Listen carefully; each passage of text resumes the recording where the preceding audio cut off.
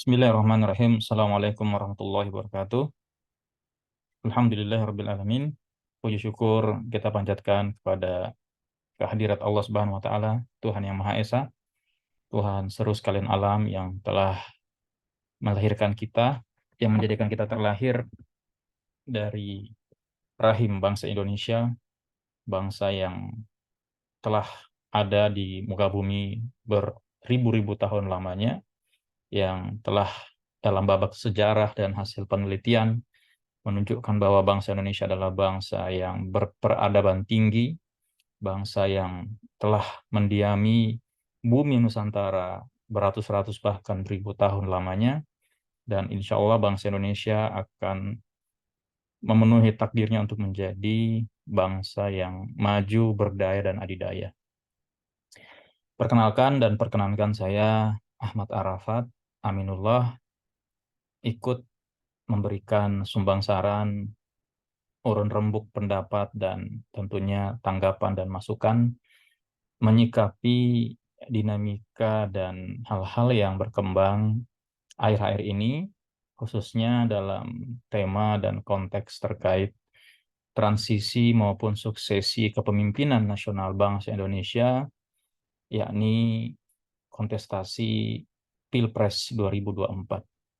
Sebagai bagian dari anak muda Indonesia, generasi milenial, juga sebagai bagian dari aktivis pemuda, dan juga bagian dari cikal bakal masa depan penentu hajat dan keadaan negara Republik Indonesia yang kita cintai di masa-masa yang akan datang, saya tergerak dan terpanggil untuk ikut memberikan pandangan mengenai apa yang menjadi eh, dinamika dan tema-tema yang beredar beberapa saat terakhir ini. Namun sebelumnya izinkan saya juga memberikan sebuah pengantar bahwasanya sekali lagi bangsa Indonesia adalah bangsa yang telah hadir, mewujud, dan bergerak, ya, telah ada untuk mewarnai peradaban dunia itu telah beratus-ratus hingga ribuan tahun lamanya. Sebuah dokumenter dari Netflix, ya, yang berjudul apa itu, Eh, Ancient Aliens kalau nggak salah, menunjukkan betapa terkejutnya para ilmuwan dunia menemukan fakta bahwa situs Gunung Padang di daerah Jawa Barat ternyata telah berusia tidak kurang dari 8.000 tahun lamanya. Ini sekali lagi mentasbihkan dan membuktikan pandangan dasar kita bahwasanya Nusantara, ya, Indonesia, ataupun cikal bakal kerajaan yang telah ada itu telah hadir dan muncul sebagai tidak hanya komunitas masyarakat tetapi juga sistem tata pemerintahan yang telah ada sekian lamanya. Ini bagi saya merupakan sebuah hal yang tidak hanya membanggakan tetapi juga menjadi sebuah hal yang mengkhawatirkan apabila kita melihat ke depan dan dalam upaya untuk menerawang, meneropong, dan memproyeksikan masa depan Indonesia yang tidak lama lagi kita juga akan merayakan 100 tahun kemerdekaan Indonesia di 2045, tentu ini menjadi sebuah tanda tanya besar. Tanda tanya itu adalah apakah bangsa dan negara Indonesia masih akan bertahan hingga menginjak usia 100 tahun lamanya, bahkan hingga beratus-ratus tahun lamanya di masa yang akan datang.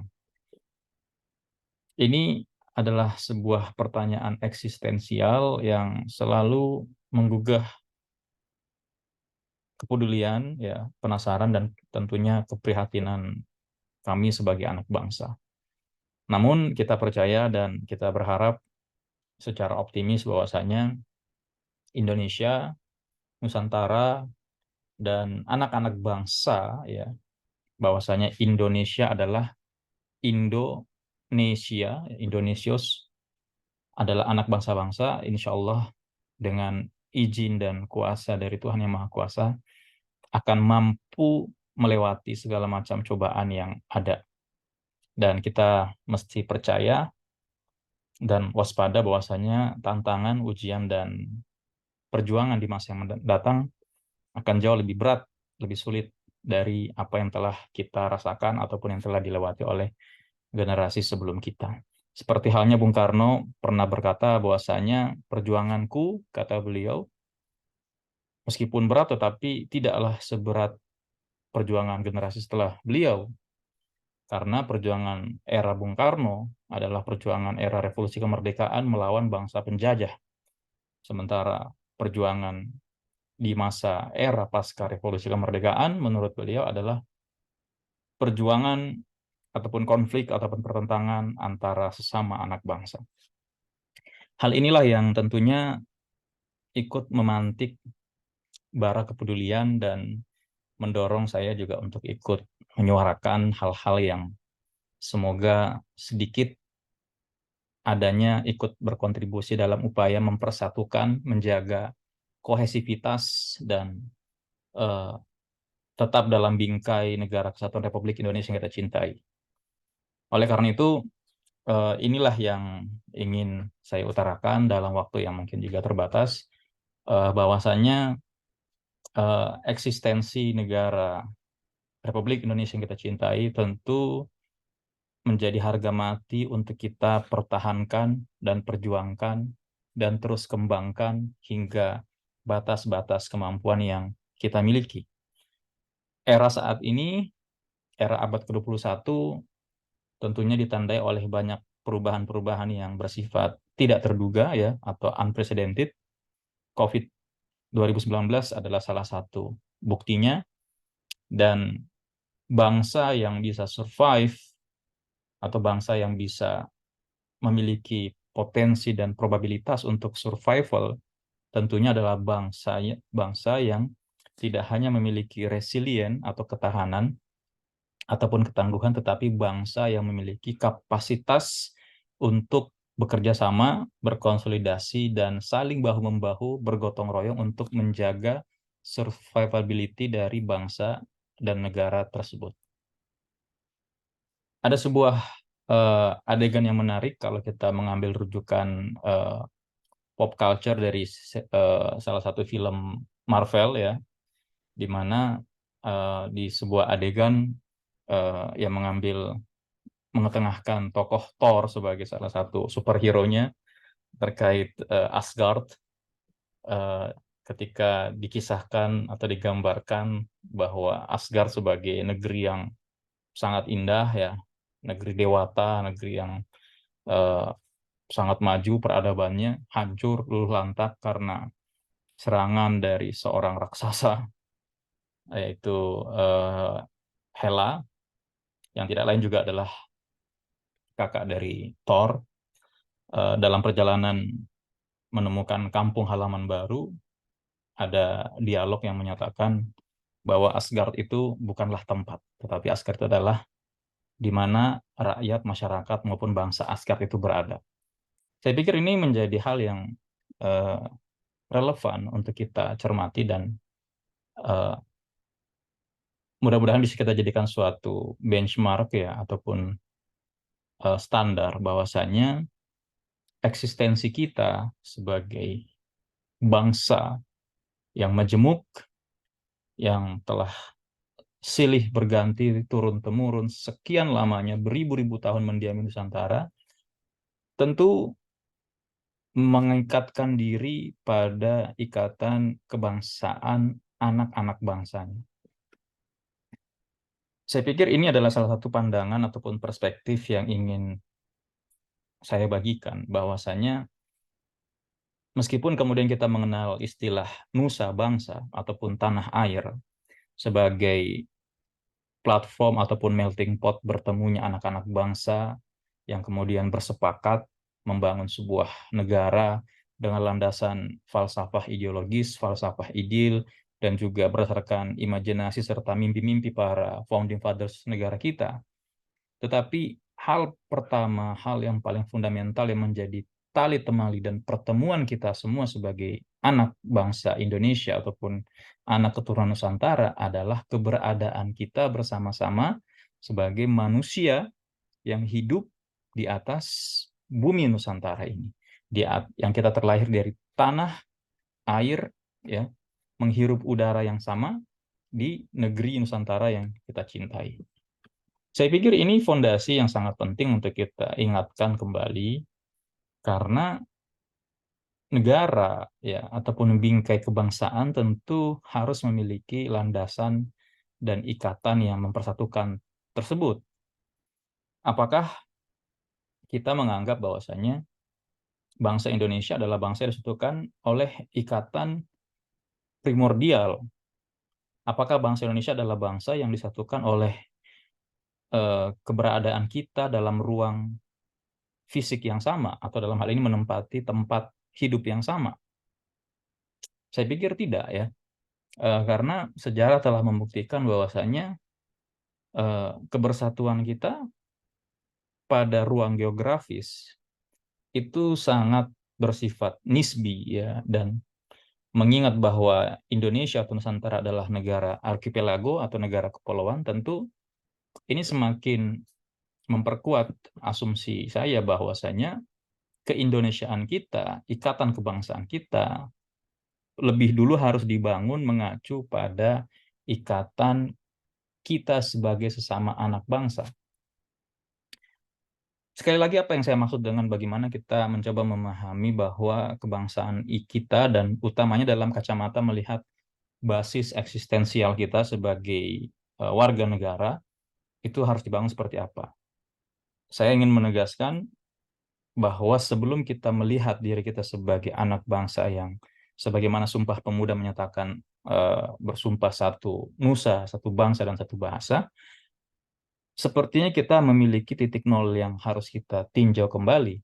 Artinya kita ingat kembali bahwasanya kebersatuan kita sebagai anak-anak bangsa diawali dan didasari oleh kebersatuan dan ikatan kita sebagai sesama anak-anak bangsa yang menyadari bahwa kita lahir, tumbuh, hidup, dan akan mati di tanah tumpah darah Indonesia yang kita cintai ini dengan sama-sama merecognize, mengaknowledge, memahami, menyadari, dan menerima bahwasanya Indonesia adalah negeri yang sangat luas, negeri yang memiliki sejarah kebudayaan yang sangat kompleks, negeri yang telah membentang seluas hampir bentangan benua Eropa, dengan kompleks sejarah, dengan kompleks cerita, dengan kompleks kekayaan-kekayaan khazanah kearifan budaya lokal, spiritual ya, dan lain sebagainya, termasuk adi teknologi, pencapaian peradaban. Dan ini adalah bermula pada kesadaran sejarah bahwa ya seolah-olah kita ditakdirkan untuk hidup di atas satu tanah air yang kita cintai ini, yang kita sebut dengan Indonesia.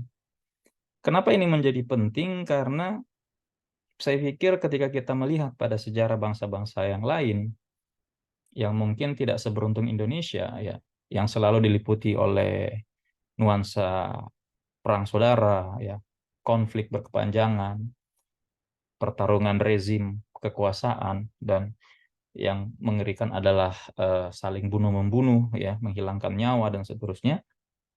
Saya pikir bangsa yang demikian itu adalah bangsa yang gagal menyadari bahwasanya kita ditakdirkan untuk lahir dari latar belakang yang berbeda-beda ya, latar belakang budaya, sosial, bahkan agama, kebiasaan, adat istiadat, bahasa, dan lain sebagainya. Tetapi kita memilih untuk mengikatkan diri, kita memilih untuk menyatukan diri, menciptakan bingkai kesatuan kita yang kita sebut sebagai Indonesia.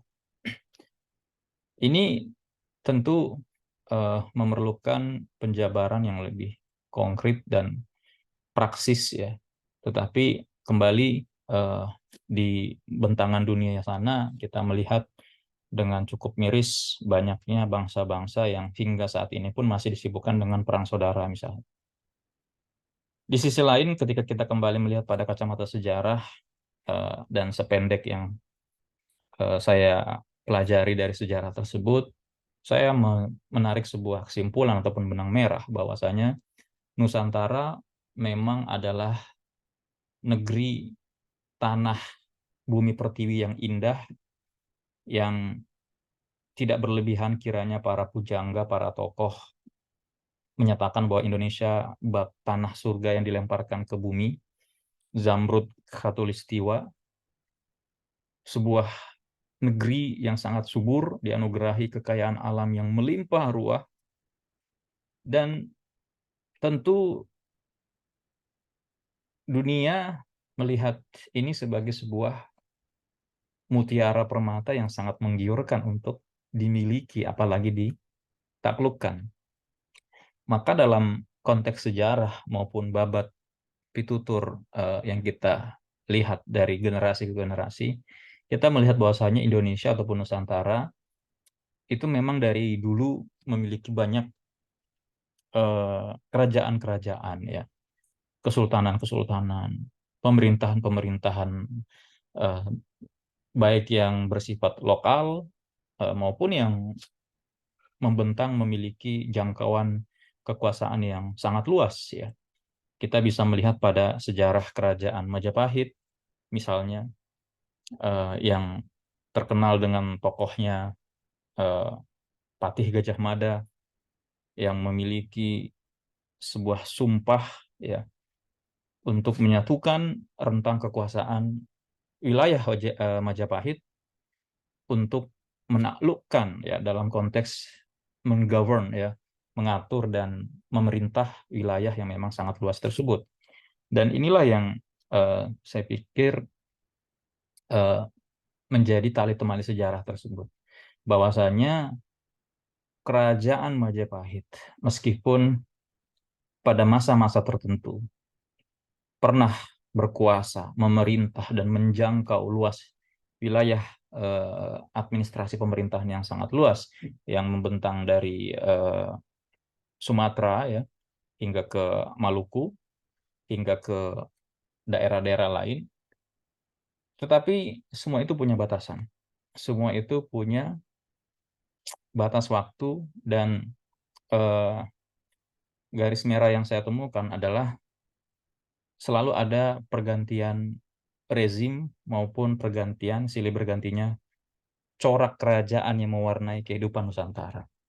Kita mengenal jauh sebelum ada kerajaan Majapahit, kita mengenal ada kerajaan Sriwijaya, ada Kutai Kartanegara, ada kerajaan Mulawarman, ya, atau kerajaan Tarumanegara, ada kerajaan Kediri, dan hingga kemudian pasca kerajaan Majapahit lahir juga corak baru, ya, yaitu kerajaan Islam Demak, ya, kerajaan Mataram Islam, ya, kerajaan Pajang sebelum Mataram Islam, dan kemudian berkembang terus-menerus.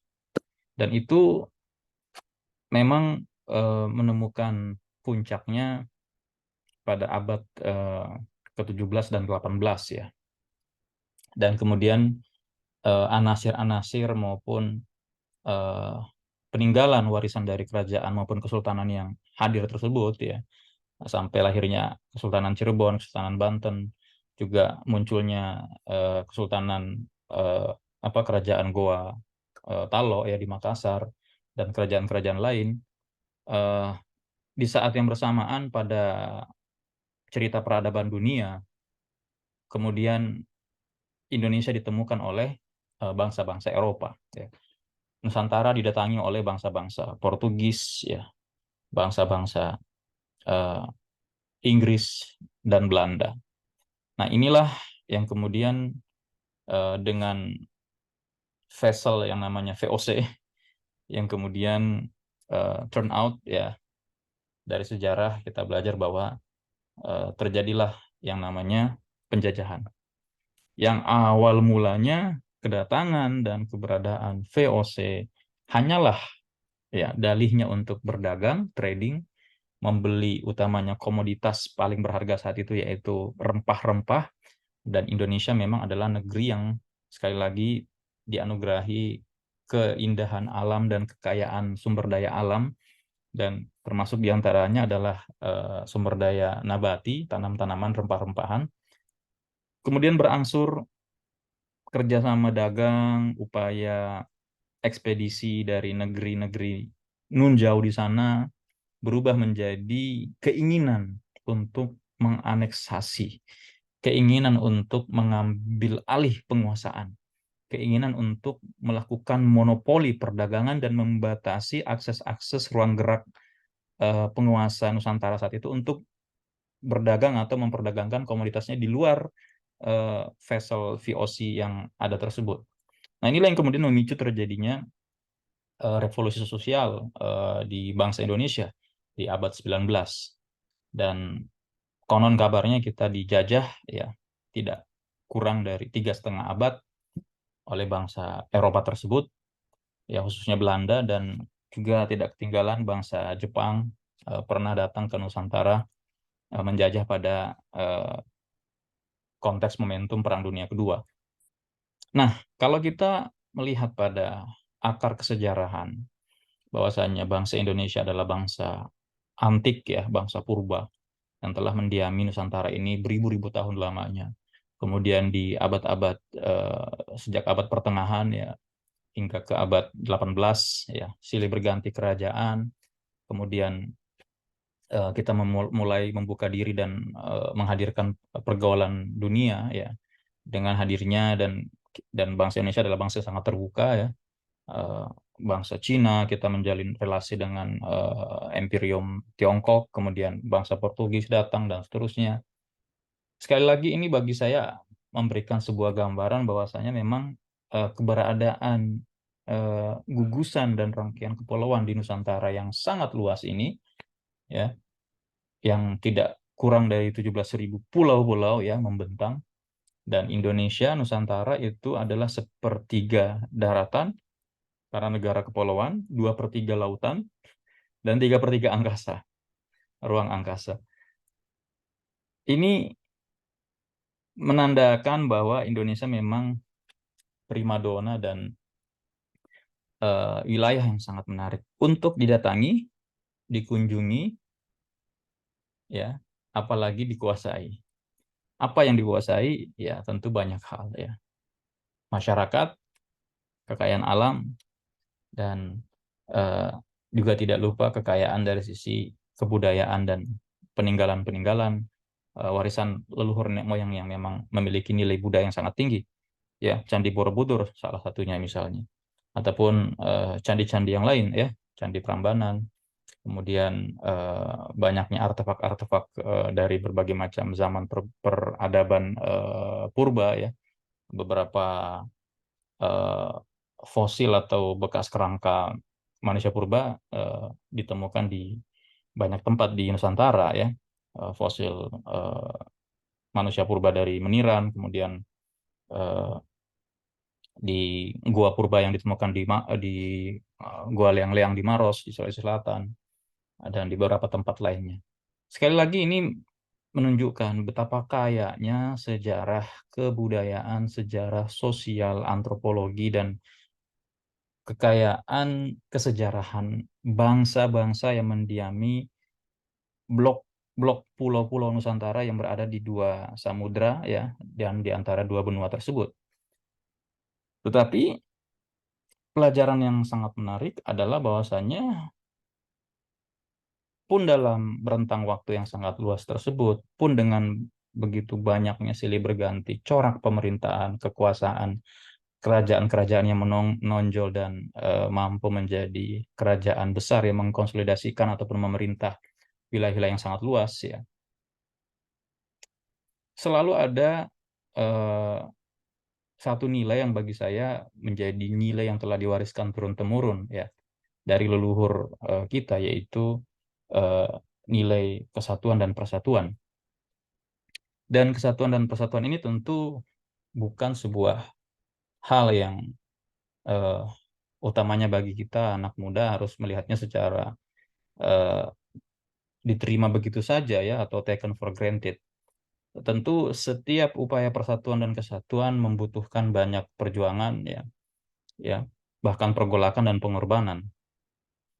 Begitulah yang kita bisa lihat pada sejarah Kerajaan Majapahit, ya, ataupun sejarah misalnya Kerajaan Makassar adalah fusi dari Kerajaan Goa dan Talo misalnya, ataupun kerajaan-kerajaan yang ada di Pulau Sumatera, ya. Bahkan yang memang sangat menarik yang eh, sangat saya sedang coba pelajari adalah terkait genealogi dari kesultanan ataupun kerajaan Islam di Nusantara yang sebenarnya memiliki ikatan dan keterkaitan yang sangat kuat, ya, antara satu kerajaan atau pendiri kerajaan dengan kerajaan yang lain. Nah, nilai persatuan dan kesatuan ini adalah modal yang sangat vital, modal yang sangat fundamental dan sangat kritikal bagi bangsa Indonesia atau bangsa yang mendiami Nusantara yang kita cinta ini untuk survive dan thrive, ya, untuk bertahan dan bisa maju sebagai bangsa yang terus meningkatkan kualitas kehidupannya dan eksis di panggung peradaban dunia. Dan lagi-lagi persatuan dan kesatuan bukanlah hal yang sangat mudah untuk diwujudkan. Terkadang justru upaya untuk memenuhi atau mendapatkan persatuan dan kesatuan itu dilakukan secara sporadis dan konfrontatif. Yaitulah yang dilakukan oleh beberapa kerajaan yang berupaya menaklukkan kerajaan-kerajaan lain. Tapi yang menarik juga adalah, ya, upaya persatuan dan kesatuan ini adalah upaya yang seolah-olah berkesinambungan. Bahwa eh, kita melihat misalnya Kerajaan Majapahit yang memiliki misi suci dan cita-cita besar untuk menyatukan Nusantara dengan tadi adanya Sumpah Palapa oleh Patih Gajah Mada misalnya. Dan setahu saya pun, seingat saya, pasca runtuhnya Kerajaan Majapahit, eh, Amukti Palapa tersebut juga masih belum terwujud secara paripurna sesuai dengan yang diinginkan ataupun dicita-citakan oleh Patih Gajah Mada tersebut. Tetapi kita kemudian membaca bahwa setelah memudarnya Kerajaan Majapahit, kemudian lahirlah Kerajaan Islam Demak. Di sana ada Raden Patah, ya, yang tidak lain juga merupakan anak keturunan dari Raja Brawijaya V, meskipun dari uh, selir, ya, dari selir yang berbeda, bukan dari permaisuri. Nah, tetapi inilah yang bagi saya sangat menarik, ya, bahwa nilai persatuan dan kesatuan dalam upaya menyatukan Nusantara itu seolah-olah diwariskan secara otomatis, meskipun fatsun politik, ya, pola pemerintahan, apalagi kalau kita menyinggung corak keyakinan atau keagamaan yang mewarnai lahirnya dan berjayanya kerajaan-kerajaan atau kesultanan itu berbeda dengan kerajaan pendahulunya, ya, di mana katakanlah Majapahit orang mengasosiasikannya dengan kerajaan Buddha, ya, dan apa namanya kerajaan Demak, ya, tentu bercorak Islam, tetapi memiliki spirit dan misi yang sama untuk menguasai dan meregulasi, ya, atau memerintah, mengatur, mengadministrasi wilayah yang sangat luas di Nusantara, dan termasuk kekokohan, ya, keteguhan dan keuletan yang sangat besar dalam upaya membendung, ya, melawan dan menghalau pengaruh dari pihak-pihak asing yang ingin mengangkangi, merongrong, dan memonopoli ataupun menguasai secara sepihak kapasitas dan kualitas sumber daya alam yang ada di Nusantara. Apakah itu rempah-rempah, apakah itu eh, pertambangan, apakah itu eh, hasil alam lainnya. Nah, inilah yang saya pikir menjadi pelajaran besar, ya, bahwasannya satu, Indonesia memiliki sejarah panjang, dua, dalam rentang sejarah panjang itu memang selalu diwarnai oleh silih bergantinya pemimpin, pemerintahan, corak kerajaan, corak pemerintahan, bahkan corak kebudayaan.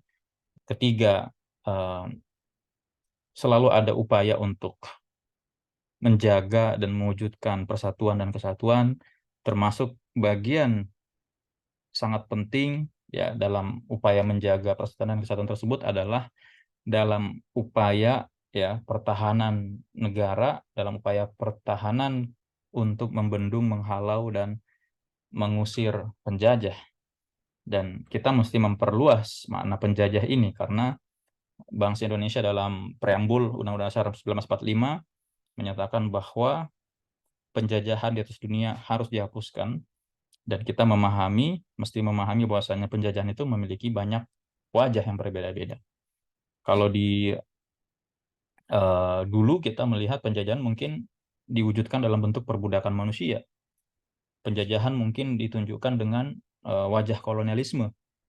Tetapi di masa modern saat ini kita mungkin mengalami penjajahan dalam wujud yang lain. Penjajahan di bidang ekonomi, penjajahan di bidang politik maupun geopolitik, penjajahan di bidang budaya dan kepribadian bangsa, penjajahan di bidang karakter dan gaya hidup, dan lain sebagainya. Inilah yang saya ingat salah satu paradoks yang pernah dilontarkan oleh Eyang B.J. Habibie, ya salah satu tokoh bangsa kita dan pemimpin yang saya idolakan. Beliau menyatakan salah satu dari 3 paradoks yang beliau sebutkan adalah kita merdeka tetapi kita masih terjajah.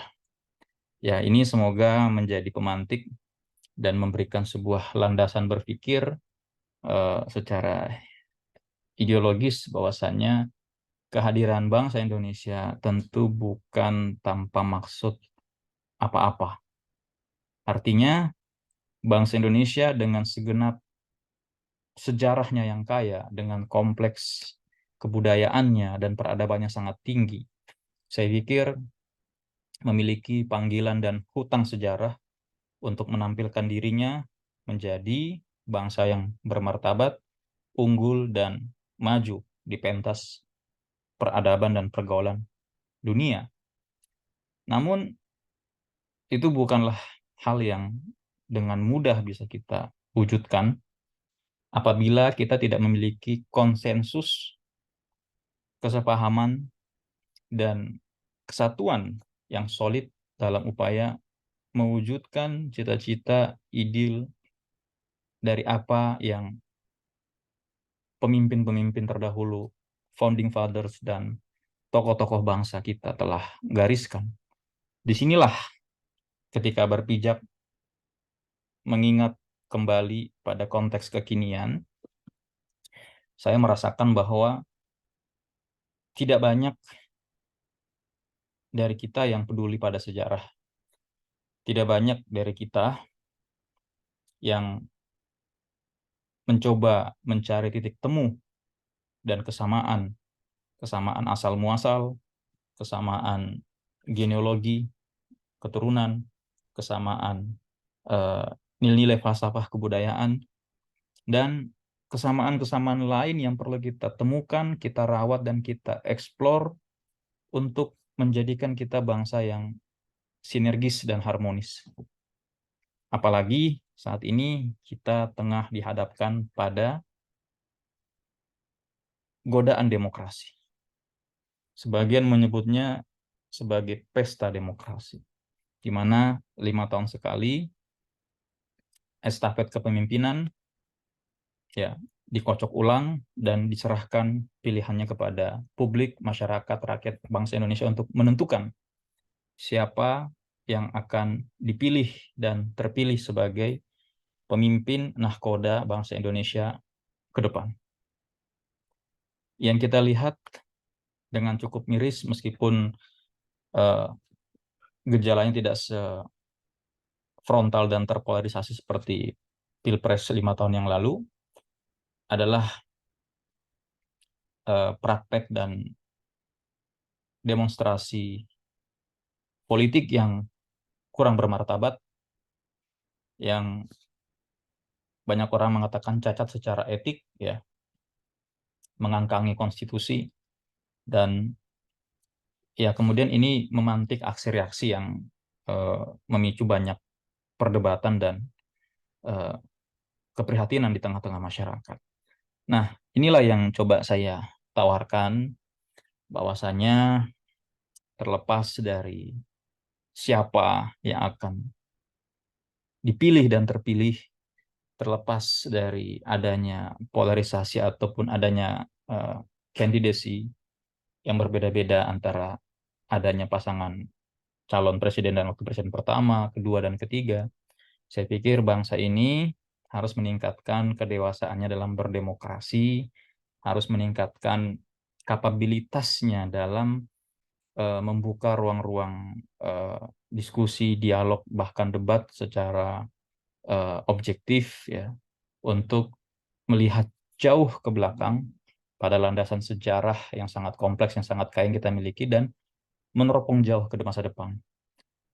Ya, Bung Karno pernah mengatakan jas merah, Bung. Jangan sekali-kali kita melupakan sejarah. Ya, saya pikir ada pesan tersembunyi dari ungkapan tersebut, yaitu bahwasanya eh, barang siapa yang lalai akan sejarah, niscaya dia akan menjadi korban sejarah.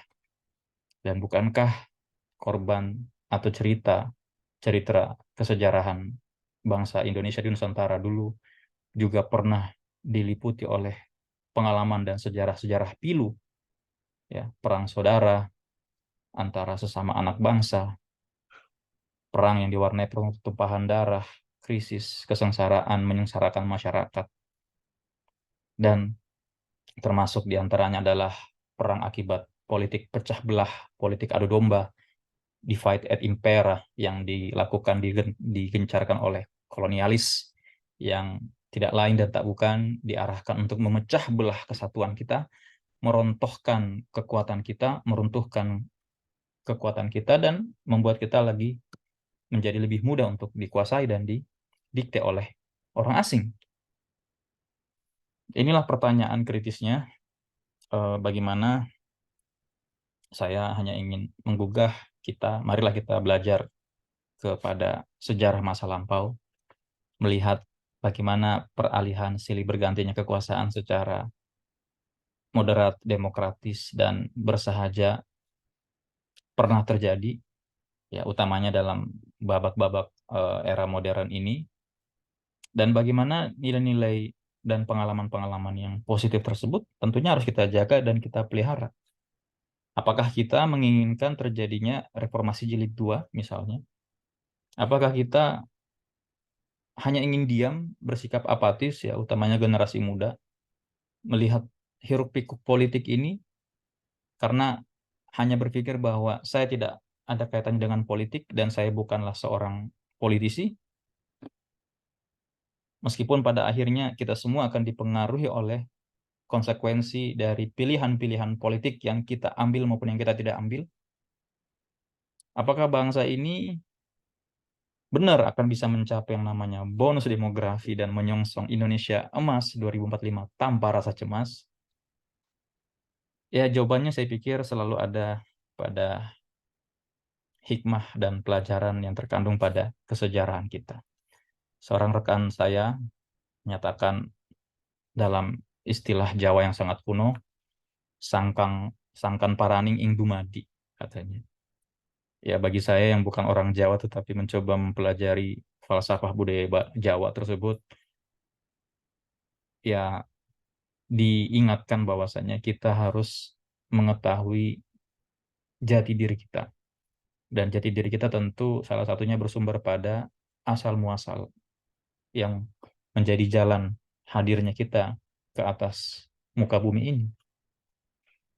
Mari bangsa Indonesia, kita membuka lembaran sejarah, membaca, mendengarkan petuah, nasihat, hikmah, dan butir-butir pelajaran yang telah terkristalisasi dari sejarah berabad-abad lamanya melalui karya tulis maupun karya pitutur yang penuh falsafah kehidupan dari orang tua kita hingga nenek moyang kita hingga nenek moyang lagi di atasnya, agar kita meresapi, merasakan, dan menyadari seperti apa seharusnya kita menjadi manusia Indonesia yang seutuhnya. seperti apa dan sebagaimana mestinya kita bersikap di tengah gejolak, di tengah fitnah, di tengah polemik, di tengah kontroversi, dan lain sebagainya, tanpa menciptakan ruang yang semakin lebar dalam hal perbedaan dan pertentangan di antara kita. Kita semua adalah anak-anak Nusantara, kita semua adalah pengusung Panji Merah Putih, kita semua adalah putra-putri Ibu Pertiwi, dan kita semua adalah manusia yang berketuhanan yang Maha Esa, yang memuliakan nilai-nilai kemanusiaan yang adil dan beradab, menjunjung tinggi dan senantiasa beraspirasi terhadap nilai-nilai persatuan dan kesatuan Indonesia, mencoba membangun kehidupan kebangsaan dan kenegaraan kita dalam ranah demokrasi Pancasila yang melandaskan pada falsafah dan prinsip kerakyatan yang dipimpin oleh hikmat kebijaksanaan melalui kerangka permusyawaratan dan perwakilan, dan endingnya adalah untuk menciptakan suatu masyarakat madani, civil society, masyarakat yang adil dan makmur, masyarakat yang sejahtera, masyarakat yang berdiri sejajar, memajukan dirinya dan menjadikan dirinya sejajar dengan bangsa-bangsa yang maju dan adidaya di bangsa-bangsa lain di dunia ini melalui penciptaan dan terwujudnya keadilan sosial bagi seluruh bangsa Indonesia tanpa terkecuali, yang tidak bersifat elitis, yang tidak hanya sekedar memainkan gimmick-gimmick politik dan populis pada masa-masa tertentu dan kemudian menginjak-injak dan merampas ya, hak-hak rakyat yang kita tahu saat ini. Indonesia telah dihuni oleh 270 juta jiwa nyawa yang menggantungkan dirinya, yang ditentukan nasibnya, yang terpengaruh kehidupannya kini dan 5 tahun yang akan datang melalui mekanisme demokrasi dan pemilu yang seharusnya bersifat demokratis. Inilah yang menjadi harapan kami sebagai bagian dari anak bangsa yang tentunya ingin Indonesia tetap aman, damai, dan sejahtera, yang ingin Indonesia bisa baik-baik saja meskipun kita tidak selalu dalam keadaan baik-baik saja, dan kita ingin bangsa Indonesia menggenapi takdirnya sebagai bangsa yang bermartabat, bangsa yang maju, menemukan dan mengeksplorasi basis-basis keunggulannya, dan meningkatkan harkat dan martabat dirinya, tidak hanya untuk menaikkan kelas pergaulannya di mata dunia, tetapi untuk memberikan gambaran kepada masyarakat global bahwasanya di tanah Nusantara ini, disinilah lahir berjuta-juta manusia silih berganti, beratus-ratus kerajaan silih berganti, berpuluh pemerintahan silih berganti, tetapi kita adalah bangsa yang Bhinneka Tunggal Ika.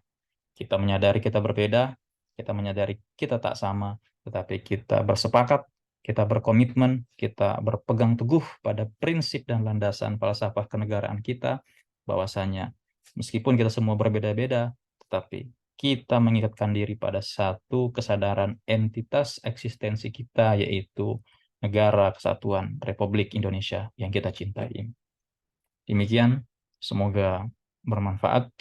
Terima kasih yang telah menyaksikan dari awal hingga akhir. Terus jaga bara kemajuan Nusantara ini, dan terus kita kawal pesta demokrasi yang sedang kita jelang ini, dan semoga Tuhan Yang Maha Kuasa, kita terus berdoa kepada Tuhan Yang Maha Kuasa agar bangsa dan negara kita senantiasa dijaga, diselamatkan, dan dianugerahi dengan hadirnya pemimpin yang amanah, pemimpin yang mampu mengejawantahkan kualitas sosok Ratu Adil yang selalu kita dengung-dengungkan dalam berbagai silih berganti masyarakat kita, pemimpin yang mampu memimpin, menahkodai, dan mengantarkan bangsa Indonesia ke gerbang kemerdekaan dan gerbang kejayaan yang kita dambakan bersama. Merdeka, salam Indonesia Raya. Assalamualaikum warahmatullahi wabarakatuh.